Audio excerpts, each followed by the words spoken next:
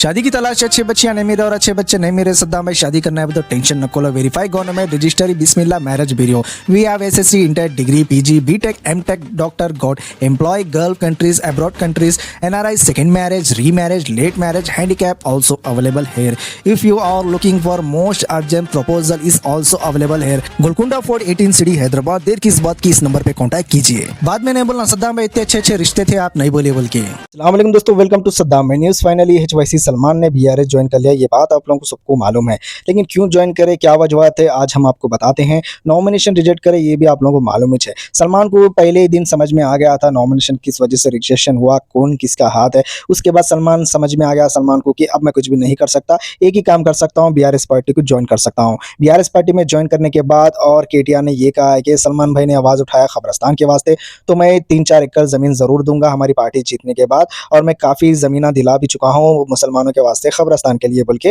KTR ने कहा है। और केटीआर ने यह भी कहा है कि अगर गवर्नमेंट की ज़मीन अगर नहीं रहेंगी फिर भी मैं प्राइवेट ज़मीन खरीद के खबरस्तान को दूंगा, बल्कि केटीआर का वादा है। और केटीआर ने यह भी कहा है कि सलमान को जो भी रिजेक्शन करे क्या करे, अब मैं सपोर्ट में रहूंगा, सलमान का साथ दूंगा, सलमान की आगे जाके भी मैं मदद करूंगा, बल्कि केटीआर ने कहा है। और फाइनली सलमान ने भी ये कहा है कि बीआरएस पार्टी को मदद करो, और मेरे से जो भी केसीआर या केटीआर बीआरएस पार्टी को अगर मैं कुछ बोला तो माजरत चाहता हूं, बल्कि सलमान ने कहा है। सवाल ये है सलमान इधर मिले या उधर मिले वो छोड़ो, क्या इंडिपेंडेंट ठहरना गुनाह है? अगर सलमान को इस तरह का नॉमिनेशन रिजेक्शन मिला तो आने वाले टाइम पे क्या मुसलमान खाली वाहवाहीगिरी करते रहेंगे, वो अन्ना को ये अन्ना को खाली उनको सपोर्ट करो इनको सपोर्ट करो, बल्कि खाली हम बोलते रहेंगे क्या अपना हक नहीं है? क्या मुसलमान एमएलए नहीं बनना, एमपी नहीं बनना, सीएम नहीं बनना? कौन सा सीएम है बता दो इंडिया में? कोई भी नहीं है मुसलमान सीएम। आप एक आफ्टर ऑल एक चीफ मिनिस्टर अपने इंडिया में मुसलमान नहीं है, बल्कि मुसलमान 25 से 30 करोड़ यहाँ पे हिंदुस्तान में मौजूद है, फिर भी मुसलमान लीडर्स नहीं है, एमएलएस नहीं है तो है गिने चुने हैं। अगर कोई ठहरता है इंडिपेंडेंट तो नॉमिनेशन का रिजेक्शन आ जाता, क्या नहीं ठहरना? अरे उन्हें ये है, उन्हें बटेबाजा है, ये हो, तो इलेक्शन में आप लोग देख लो जो भी ठहर रहे हैं व्हाइट कॉलर है क्या? पूरे जने ऐसा दिख रहा, पूरे जने दूध से धुले हुए है, खाली गिने चुने जो भी लोग हैं उन लोगों के ऊपर ही धब्बे दागा लगे हुए। क्या है भाई, जो भी इलेक्शन में ठहर रहा उसको एक बार मौका देके देखना। अरे उन्हें ये कर देता, जीते तो वो कर देता, बल्कि अपने लोग टांग पकड़ के खींच रहे। अरे कोई मुसलमान ठहरना ही नहीं, दिल में जरा भी रहम नहीं आता, वो अन्ना को डालो ये अन्ना को डालो। अरे भाई मुसलमान कितना भी बड़ा बट्टेबाजन दो, आखिरत में मस्जिद होंगे, खबरस्तान होंगे, मुसलमानों को कुछ भी तो नुकसान पहुंचेंगे या नबी करीम सल्लल्लाहु अलैहि वसल्लम की कोई भी गुस्ताखी करेंगे, लेकिन उसके दिल में बराबर ईमान रहता, उन्हें कितना भी बेवड़ा रहंदे या कुछ भी रहंदे, उसके दिल में रहम रहता है। अरे मुसलमानों के साथ नाइंसाफी हो रही, बल्कि उन्हें आगे जाके ठहरता। अरे मुसलमान जर्रा लीडर बन रहा या कुछ भी पोजीशन पे बड़ा हो रहा या कुछ भी कामयाबी कर रहा तो खत्म,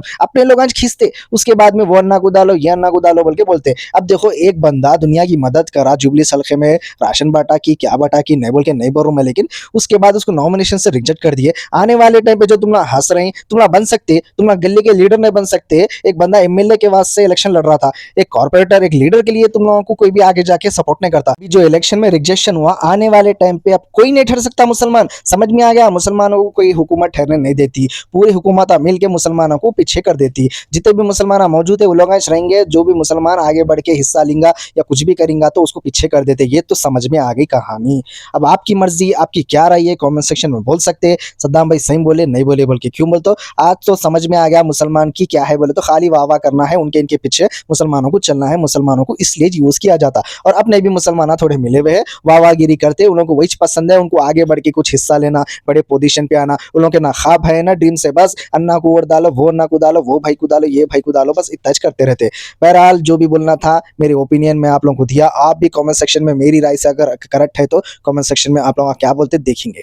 क्या आपके पास कोई कारोबार है या बिजनेस है, होटल है, कपड़ों की दुकान, बहरहाल कुछ भी है, आप लोगों का कारोबार नहीं चल रहा, पब्लिक को नहीं मालूम हो रहा आप लोगों के कितने अच्छे प्रोडक्ट्स है, कितनी अच्छी होटल है, कितने अच्छे कपड़े मिलते हैं कम प्राइजेस में, तो आप लोग ऑनलाइन यानी कि आप लोग एडवर्टाइजमेंट करके उसको ज्यादा से ज्यादा सेल्स इंक्रीज कर सकते हैं। तो मेरे चैनल पे आप लोग आपका कारोबार जो भी हो दला सकते हैं, रीजनेबल प्राइजेस है। इस नंबर पे आप लोग मैसेज कीजिए, ऐड दलाना है भाई बोले तो आप लोगों को रिप्लाई मिलता। सिर्फ ऐडों के वास्ते प्लीज मैसेज कीजिए, सद्दाम भाई है क्या बोल के मैसेज नको करो, ऐडों के वास्ते मेरे टीम मेंबर का नंबर रहता, आप लोगों का ऐड डाल के अच्छे से अच्छा प्रमोशन करेंगे।